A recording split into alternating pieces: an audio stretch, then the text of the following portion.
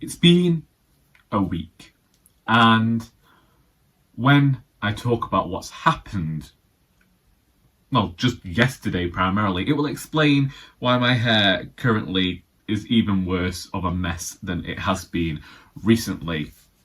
Hey everyone, my name is Charlie, and today I am going to be talking about nothing in particular. Firstly, this is going to be the last Woolgathering video of me being age 30.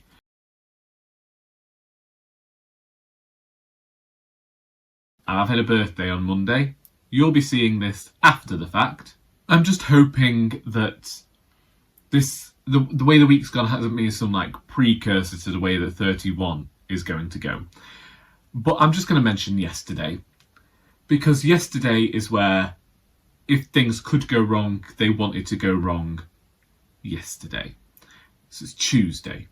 Tuesday was wash day, okay? I was washing my clothes and I went to get my mum's stuff out the dryer and I realised it was still wet. So put it back on and went to it later and thought that, oh, these seem a bit cold, but whatever. Then put my stuff in the dryer. And it was at this point that I realised the dryer was broken. At least it wasn't drying. And so I thought, well, let's clear the lint. Maybe it's just the fact that, sometimes there's too much fluff in the filter. Well, cleared that, didn't do anything. And then my father and my mother are both going on about it. I'm like, do you not think that I went onto Google and I researched all of the things that you can possibly do? The dryer is not heating up, which means there is an issue with something within it. I have told you before not to buy a dryer from Hoover, because Hoover don't make their own dryers. They just catch parts off other people and shove them in there, which is why it's very difficult for them to get replaced. So that was a whole thing. Took Sally for a walk, thinking that I'd be in time to miss the rain. No. As I started walking up the hill into Macclesfield, and we haven't done our long walk in a while because last week we had the plasterer here, so I only did a short walk with her last week down the towpath, and I was determined that we were going to get this long walk in, and thunder. Sally hates the rain. We were under some trees at first, so she didn't mind too much. Then, as soon as we got out of these trees, she could feel the rain on her fur. We start going up one hill. When we get to the top, she starts walking in a different direction, going down the hill back towards the car. So I started walking up the hill we usually go up. And I'm walking up, and she comes up, and she runs straight into the trees. Which makes sense, wanting to hide from the rain. So I have to go in, and then she's coming towards me, and I realise there's loads of school children coming down the hill. Now, I don't like school children. No, it's not a lie. My mother has always maintained I didn't like children even when I was one. I'm like Miss Trunchbull from Matilda. I get on with the children that I'm related to, but I don't know how to really communicate with them. They're loud, they're gregarious, they're raucous, they annoy me.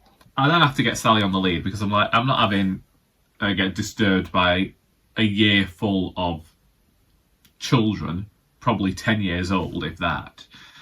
And so I get her on the lead and we step out of these trees, and this child who saw me go into the trees starts shouting, "Oh, you scared me," because she's showing off to the other children who are there. Had there not been adults there, I might have thrown her off the edge towards the trees below. I'm not a proponent for infanticide, I'm just a meanie. So now we're stuck in the pouring rain, having to walk past a flaming whole host of children. There must have been about 40 coming down this track in the pouring rain, when it's usually quiet at the forest at this time of day.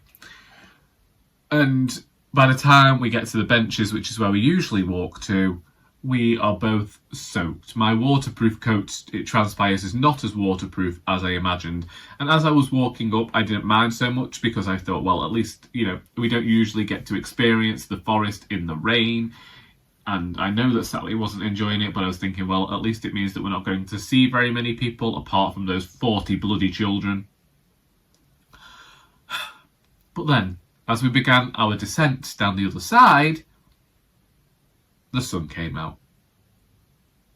And I just thought, isn't that a great way for the universe to almost piss on your chips? And I don't like to say anything against the universe because I feel like it might always be listening and you never know what'll hit you next.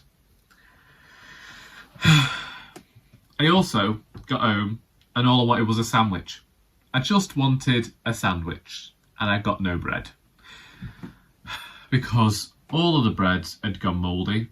But also I wasn't going back out because by the time I got home it was pouring it down again. And I'd already got soaked once, so I ended up just going for a bath.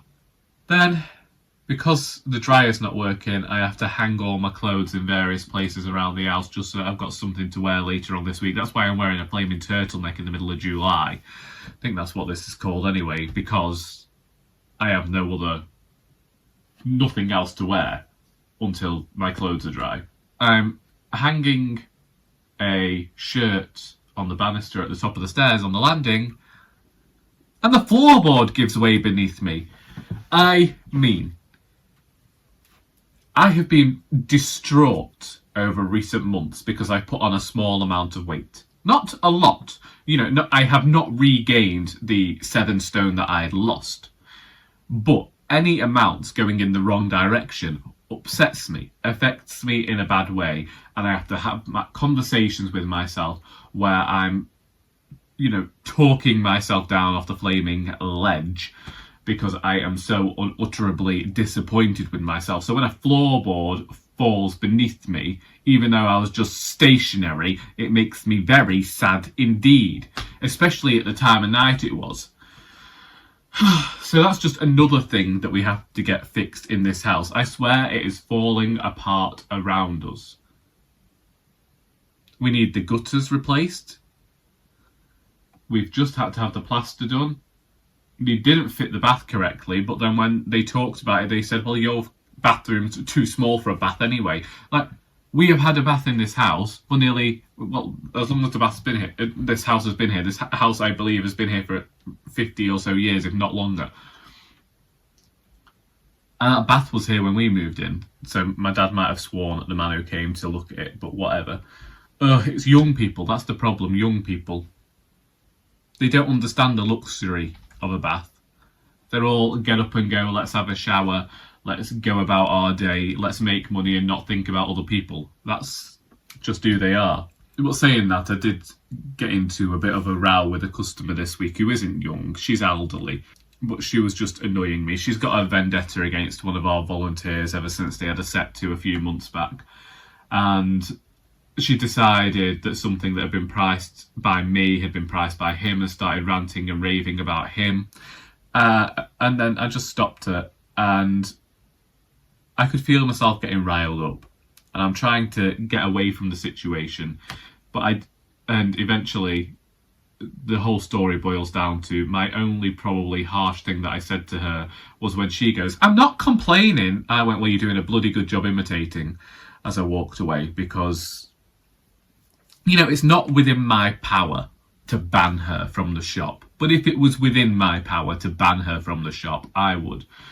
Which is the same for certain customers. I don't understand the want or need of certain people to go into a shop to just denigrate the staff and denigrate the goods.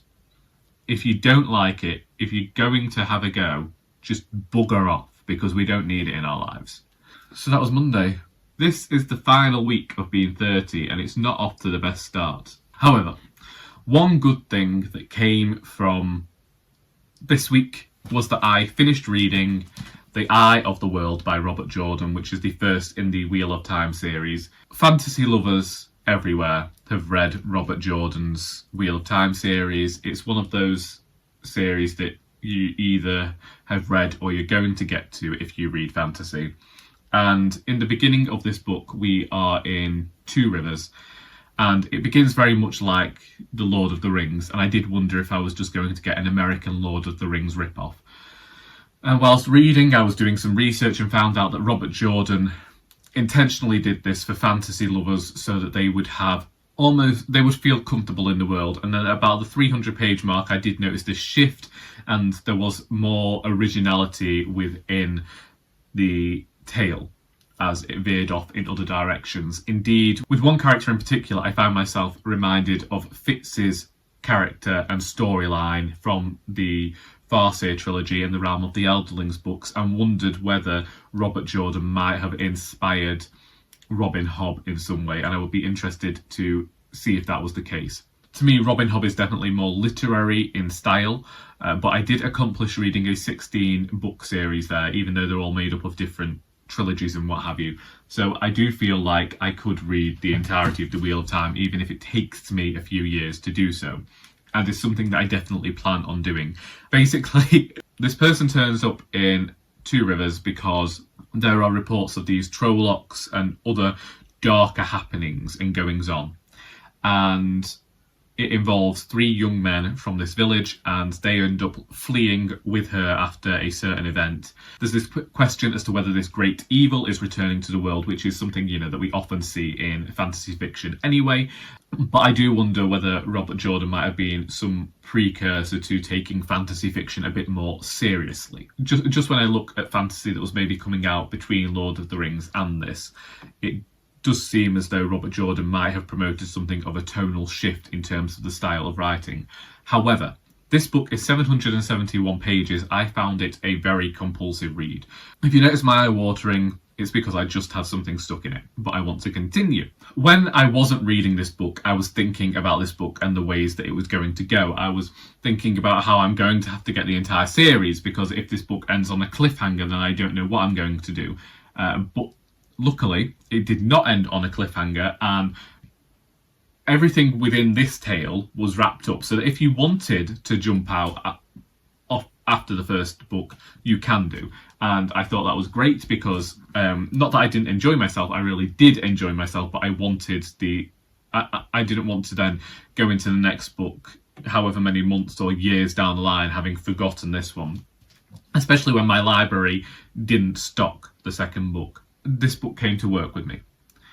I'm also incredibly thrilled because I've been reading a lot of short books this year. My reading hasn't been filled with great, fantastic reads this year that I've ultimately really enjoyed. Now, there are definitely books there that I have thought have been amazing, and I do have the video planned for the top 10 books of the second quarter of the year. Reading such a hefty tome over 1 week felt like an accomplishment, a readerly accomplishment. Everywhere I went, I took this book, and even if it was just the chance to read 2 or 3 pages whilst I waited for people to arrive to work, I just didn't want to leave this world, really. That being said, I had some issues with characters in here, and part of me thinks, do I put that down to the time in which this book was released, 1990? Maybe people weren't necessarily thinking about the way that women are represented in fantasy fiction too well. I didn't necessarily like the way that it felt as though all the women were pitted against each other.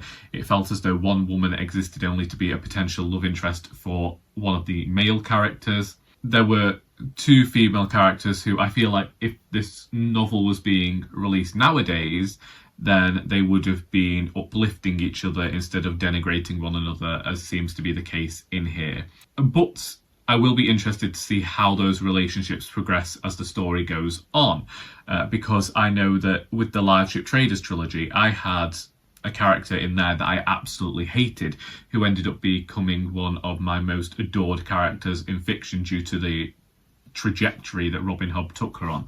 So in terms of Robert Jordan, I will withhold too much judgment as I progress through the series and see how the character relationships evolve, and see if there was a legitimate reason behind the way he crafted his characters. But for the most part, I realised it had been 19 years since the high school librarian got this series in, and I tried to read it, but I was too young. And I'm glad that I waited. I say this sometimes. There are a lot of books that I headed towards when I was too young, and I wasn't ready for adult fiction, and I wasn't ready for this style of writing. And now that I'm older, I'm glad that I have waited for these books. But in some cases, I admit that I did kind of sully my relationship with those books because I tried too much too soon in terms of adult fiction back when I was a teenager. Anyway, I'm very much looking forward to reading the rest of the books in the Wheel of Time series, because this was a brilliant start and had some fantastic characters, and there were certain things that I hadn't seen in fantasy fiction before, or they veered away from what my expectations were, and I was very grateful for that. After reading a 771-page book, you'd think that I would avoid reading another hefty tome, but I have finally started reading Great Circle by Maggie Shipstead.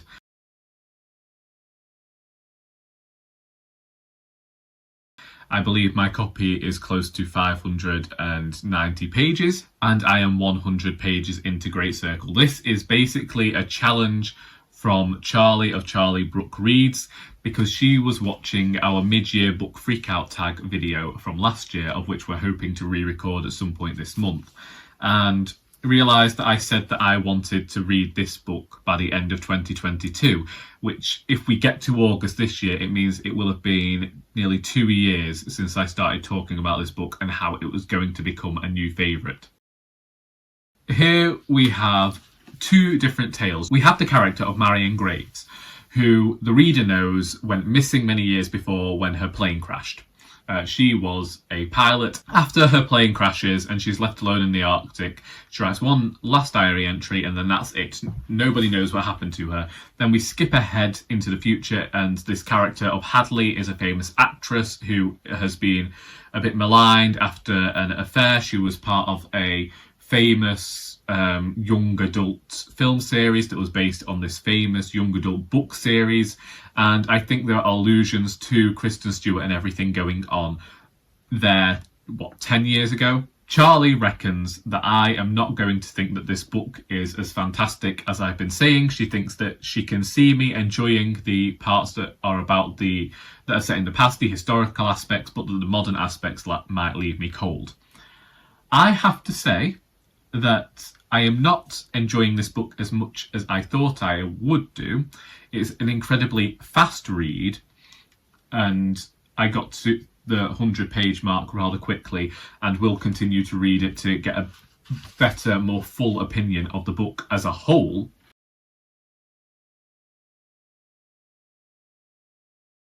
I think there are some interesting discussions to be had around the culture of celebrity that permeates throughout the modern narrative within this tale. That makes me question whether that is the reason that this book has been so popular, is because we are so into looking at celebrities' lives and reality television that Shipstead has really leaned in to that narrative and given us this character who's letting us into her life, a bit of a warts and all style thing, as she plays this character who we're learning the biography of alongside, getting her tale of being shunned and blasted by fans of this series who really thought that the relationship she was in was real. And yeah, there's also some entry-level feminism so far, which discusses the way in which women are viewed in terms of sex and sexuality, as opposed to the way that men are in terms of the way they get about having affairs and the like. Great Circle also inspired another challenge. So Charlie and I have challenged each other to read from our shelves, because I have read a whole host of library books this year and have not been reading the books that I own. And since she has done the same, we have said that we will try and read 5 books from our shelves before we go on to read any more library books. So the books that I've chosen to read after Great Circle are Outrageous by Paul Baker. This is the book that I meant to read last month when I planned a Pink vlog.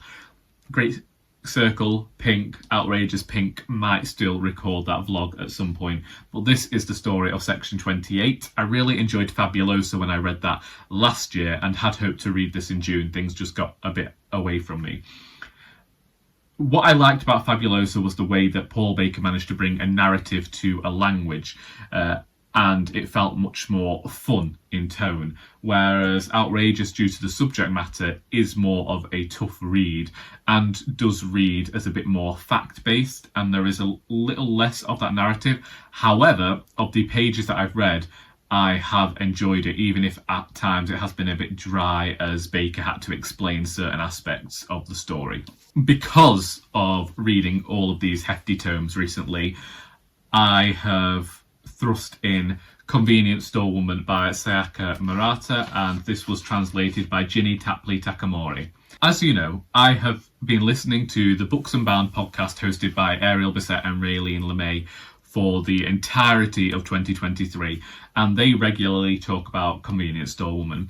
Side note, I have been going back a certain amount. So I started with the first episodes that they put on YouTube this year, then I went back to episode 140, then I went back to episode 100, and I've just gone back to their episodes from September 2020, and they've only just talked about this book, and I'm taking that as a sign that I need to read it.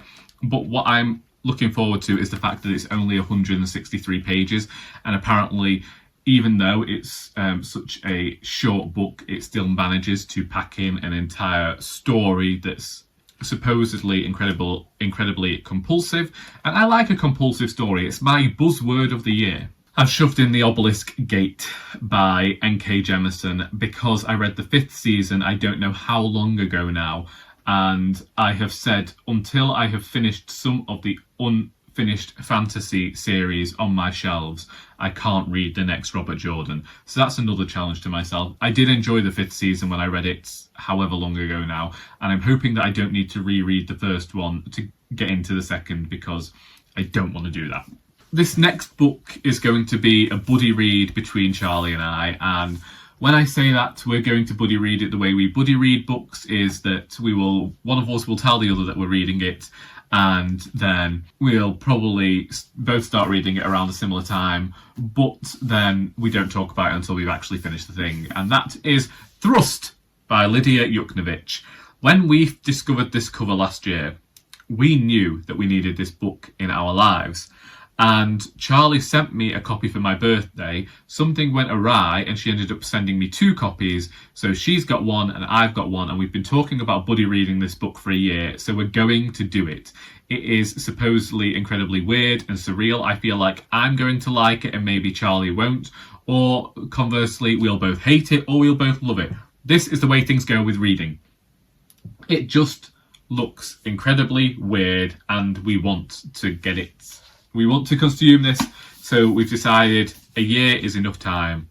We are going to read Thrust. I also want to read it because I have seen the cover for Lidia Yuknavitch's short story collection, and I would like that in my life, but I obviously don't want to purchase a book if I don't like the author's other work, or I haven't read the author's other work. Now, you think after all that, I wouldn't be acquiring any more books, but I work at a charity shop and there were just some books that I have been wanting to read for a while, or they appealed to me because of who they were by, so I'm just going to go through them now. A nice little bit of a charity shop book haul for you. Firstly, we have the collected poems of Roger McGough, and this is because poets from the writers group and also poems who attend Poems and Pints have been reading a lot of Roger McGough recently. I'm going to read a few and see what I think of him. Someone at work thinks that I'm not going to like his work. People, as I say, the poets that I know seem to laud him as this fantastic poet. And so I'll see where I stand when it comes to that. Then I got Full Throttle by Joe Hill, which is a short story collection. Now, I have only read Nos for R2 by Joe Hill, I think. I don't think I've read any of the other books, even though I intend to, and I really like that book. I think that if you were after a horrific Christmas novel, then that's one to go to. I haven't seen the series yet, but I did really enjoy the reading experience of that book when I was reading horror fiction about 4 years ago. And that's something that I wish I'd continued with, because I really was enjoying the reading of the horror fiction and recognising that it wasn't as horrific as I thought it would be. Also, like, put me in touch with a lot of horror booktubers that I just haven't kept up with because I'm a terrible person. Can we just quantify that before I hit the age of 31? Can we just acknowledge that I am a terrible human being? The sooner that we do that, the better. I am a horrible acquaintance. I don't keep up with people, and then I do, and I hope that you don't mind that it's been 3 years since last we spoke because, I'm finally finding the time for you. It's who I am. I am an incredibly selfish human being and a northerner. Then we have a few Stephen King because someone came into the shop months ago and they were after a specific Stephen King book. And I was like, well, I have that on my shelf at home. I can bring it in for you because I haven't been reading it. And it had been 4 years, so I thought, yeah, just have it. So I took it, I gave it to them, and I also gave them my copy of It because I didn't... won't lie, I was a bit scared of the movie cover. So we have The Colorado Kid by Stephen King. Now, what I love about this book is how wide the margins are. I love that. Wide margins, big print. Sorry, I just saw someone at the house behind me. It's so annoying that my dad cut down the tree that used to block this window because I wouldn't have to see directly into their back door and be able to see everything. They can see into me. I believe that this is actually a crime novel written by Stephen King, and it's short. That's all it took. Then we have Elevation, also by Stephen King. And I've seen that it does have... This is only 134 pages. I'm thinking of already saving this for October anyway, because I can see it says a Thanksgiving 12k run, and doesn't that happen in November? I don't know whether it's horror. I don't. If anybody has read Elevation and knows more about it, then do let me know. It's got an extract from Gwendy's Button Box, which I have here. So just let me know about this one. And then I got Revival, which... is apparently a spectacularly dark and electrifying novel about addiction, religion, music, and what might exist on the other side of life. Apparently Charles Jacobs is going to curse God, and the novel spans 5 decades. So yeah, I actually don't know much about these Stephen King books. I think everybody knows about the popular ones, and I've read... What have I read now of his? I've read Christine, The Shining, and then a few shorter pieces of fiction by him. But these ones I didn't know anything about until I saw them in the shop. I also have, as I say, Gwendy's Button Box here and The Institute to read. And my plan is that once I've read all the ones I have, I can then go and get Fairy Tale from the shop. But Stephen King is so prolific that by the time I actually finish these books, he probably will have written 6 more. Nice little haul for you. Don't you like that? I think that's always the weird thing, isn't it? That especially with charity shops. In terms of charity shops, it's very much a case of you have to buy it now because there's no going back and getting it. Because it's what we always say. If you want something and you just and ah over it and then you come back and it's gone, then you're going to be disappointed. Whereas if it's like a chain bookstore, you can just go in and ask them if they've got another copy or just to order it for you. Yeah, that entire stack cost me £8. I just saved a lot of money in buying those books. Even though that seems to be the thing as well. I acquire all my books from charity shops nowadays. It's very rare that you see new fiction on my shelves. I can't remember the last time that I bought a book new.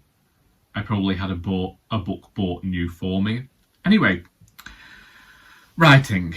I actually have now put everything that I'd written longhand onto the computer, and I did something that I don't usually do, which is I flitted around a bit in terms of my writing and wrote certain scenes before I'd finished the previous scene, and it was just so that I'd have something to write towards. There was a scene that came into my head where I felt like I needed to hint towards the book that follows this one, so it didn't just seem as though it came out of the blue.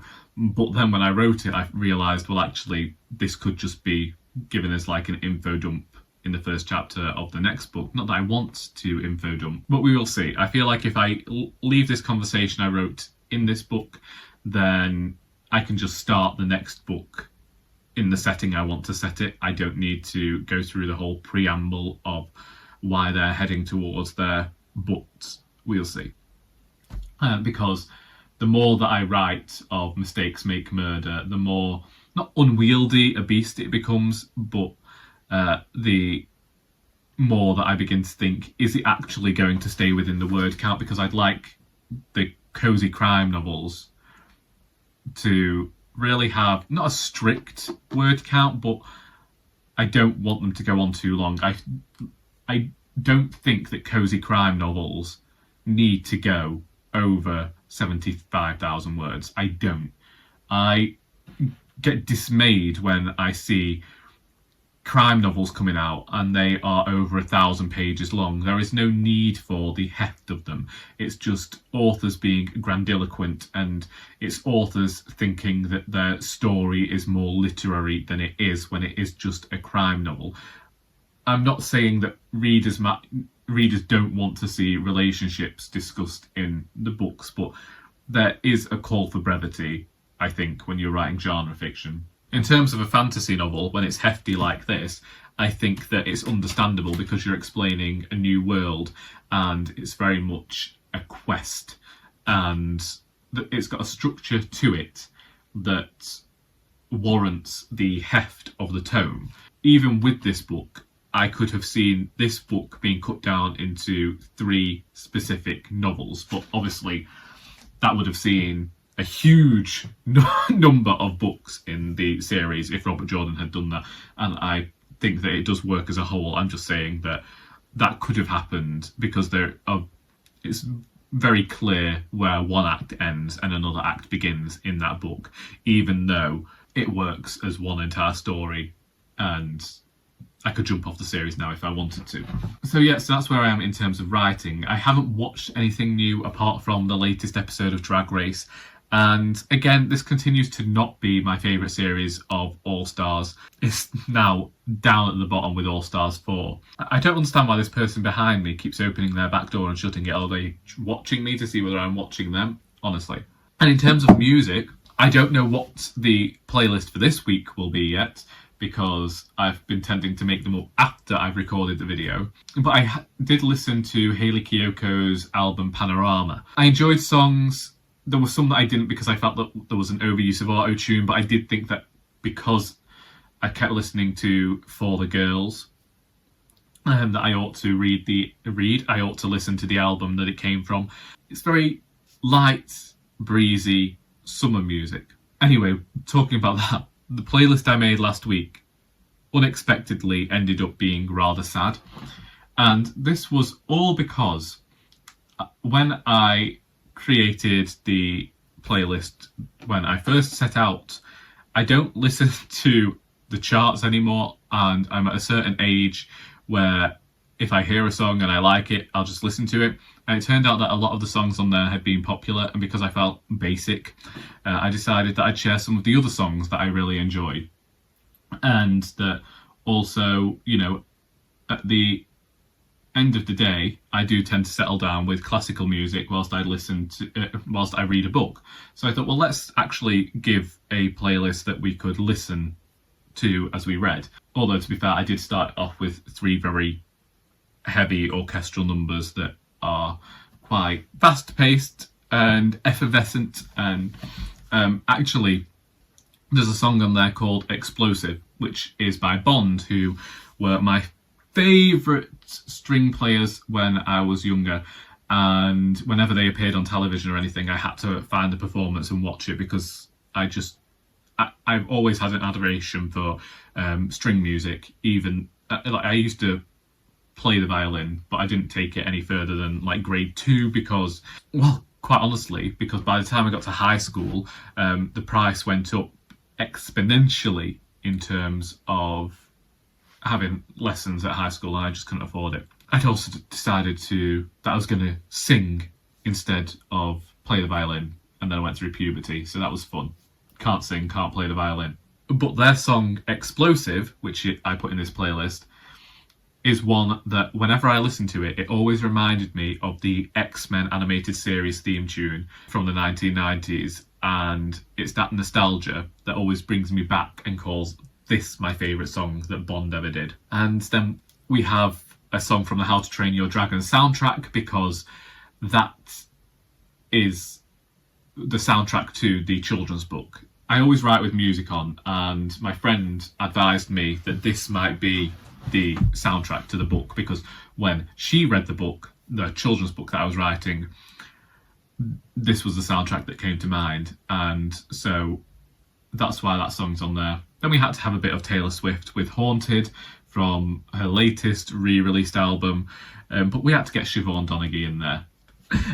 I can't deny I first heard this song when I was going through a really bad period with depression, and it kind of suited my mood. Well, I will obviously leave a link to the playlist anyway, but I know that you've got a bit of Dalta Guttram in there as well, and that I included 2 songs from the Doctor Who Series 4 soundtrack. Well, actually, there is a piece of classical music on there that I adore, and I can't pronounce the title, but it's one where it actually has people singing on it, and I don't tend to go in for classical music where people sing. I prefer just entirely instrumental pieces, but this one is one that whenever I hear it, it just gets me every time, and then it just seemed to pair well with the Songs of Captivity and Freedom from the Series 4 soundtrack, and then we have the final song that's on the soundtrack is also the final song I put in this playlist.